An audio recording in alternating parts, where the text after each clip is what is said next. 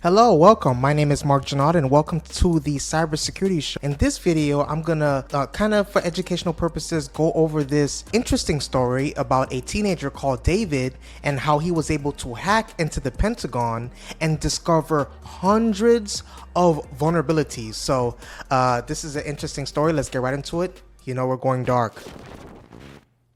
Within 13 minutes of urging hackers to take their best shot at the Pentagon's public websites, the US government's first ever bug bounty program had its first submission. Just 6 hours later, hackers had already uncovered nearly 200 vulnerabilities in the Department of Defense's networks. Already a staple for companies such as Google and Facebook, the bug bounty program, which pays friendly hackers to do the sorts of things that recreational hackers might do for fun and that criminals like to do for far more nefarious purposes, was so successful that Pentagon officials say that they are considering another bug bounty program for, later that year, and I believe it was around 2016, I believe. Other federal agencies, they add, would do well to follow their lead. The chance to hack the feds drew a wide variety of comers, including this teenager that I'm talking about, David Dworkin. Hopefully I'm pronouncing his last name right. Now he's 18 and who has been a fan of bug bounty programs. He has been a fan of bug bounty programs since middle school. He did it for the t-shirts initially, and here's a statement, right? I probably spent about 20 hours on one because I thought they had a really cool t-shirt, he said. He's a teenager, right? Here's another statement. I thought it was pretty awesome that you could get free t-shirts in the mail. So David signed up for an account with HackerOne, which is a firm that runs bug bounty programs, and gravitated toward companies that offer Hall of Fame listings on their websites in lieu of cash for finding bugs. On the Netflix website, for instance, David found that he could create a URL that could display and do whatever he wanted. He also said, I could send it to you, and if you were signed into Netflix, I could steal your account information, he said. Another statement from David said, the fact that software engineers at Netflix are making sure that's fixed is incredibly satisfying. As he got more experience, he moved on to companies such as Uber, where he's earned $8,000 for finding 4 bugs. And he said, which is amazing, right? What could a 18-year-old do with 8,000, right? Another statement, he said, I do this because I think it's the right thing to do, but I really started to get to the point where I made a good chunk of change. Then, as he was getting a lift to school with his dad one morning, he heard a bug bounty on National Public Radio. And here's a statement from him. We always listen to NPR in the car, he says. It didn't take long for David to set off on his most intriguing challenge to date, which is hacking the Pentagon. Not long after learning about the program, he received an email from HackerOne, which was running the Pentagon's bug bounty. They wanted him to participate. Here's this guy's full of statements. Well, teenager.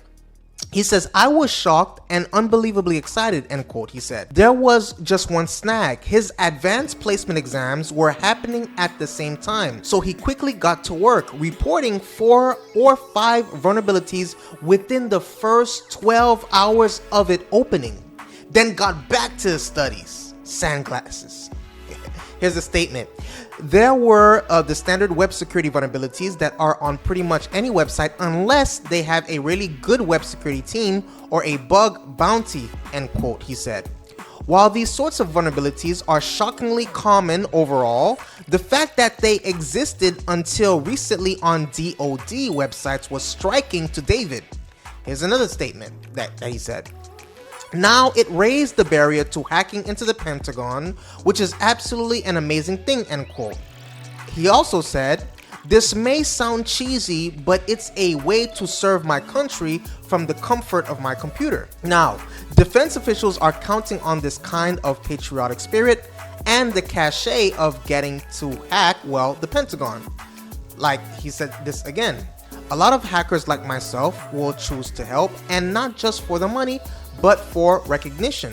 This is a historic program, which is Kate Mazuris. Peter, please put Kate's full name on the screen. Currently an independent security consultant and former chief policy officer at HackerOne, told reporters in April. Here's another statement. The prestige of being part of the very first program for the US government is also commodity in and of itself, and that saves the Pentagon money. I'm pretty sure it does. The bug bounty pilot program cost $150,000. It's not a small sum, but if we had gone through the normal process of hiring an outside firm to do a security audit and vulnerability assessment, which is what we usually do, it would have cost us over $1 million, said Defense Secretary at that time, Ash Carter. The DoD paid $5 million over just 3 years to one vendor, which found less than 10 vulnerabilities, right? Think of that compared to the teenage hacker. These public bug bounty programs do not throw open the Pentagon's floodgates to let hackers poke around its secret Internet Protocol Router network, or the SIPR.net, or even the sensitive but unclassified non-secure Internet Protocol Router network, or NIPR.net. Instead, these are programs to sweep up the admittedly low-hanging fruit, such as where to go rent canoes as part of a military recreation website that offer all too enticing opportunities for, and this is a statement, embarrassing through defacement. As defense officials put it, the Pentagon runs roughly 450 of these websites. In total, 1,400 eligible ethical hackers, otherwise known as white hats, were invited to take part in the program, and more than 250 of them found and submitted at least one vulnerability. Of these, 138 were found to be legitimate, unique, and eligible for a bounty, said Secretary Carter who was, at that time, right? Equally important, by allowing outside hackers to find holes and vulnerabilities, it frees up the US military's own cyber specialists to spend more time fixing them rather than finding them, which is very smart play. Carter added, again at that time, here's a statement. The pilot showed us one way to streamline what we do to defend out networks and correct vulnerabilities more quickly. The highest individual bounty was $3,500. The average was $588. The top earning hacker made $15,000. David didn't make any actual money since other bug bounty hackers had already discovered the vulnerabilities he reported. But the experience made for good public service and a considerable resume builder. Yeah. You find some vulnerabilities in the Pentagon, you are rolling, big buddy. He also got a trip to the Pentagon to meet Carter. I've never, here's a statement, I've never been to the Pentagon despite living in DC and driving past it 10,000 times. This fall, he is headed, again, this is 2016, he's headed to Northeastern University in Boston to study computer science and focus on cybersecurity. Before that, though, he's spending a month this summer hiking the Appalachian Trail by himself. During that time, he says, I'm mostly checking out of technology. So that was an interesting story about David.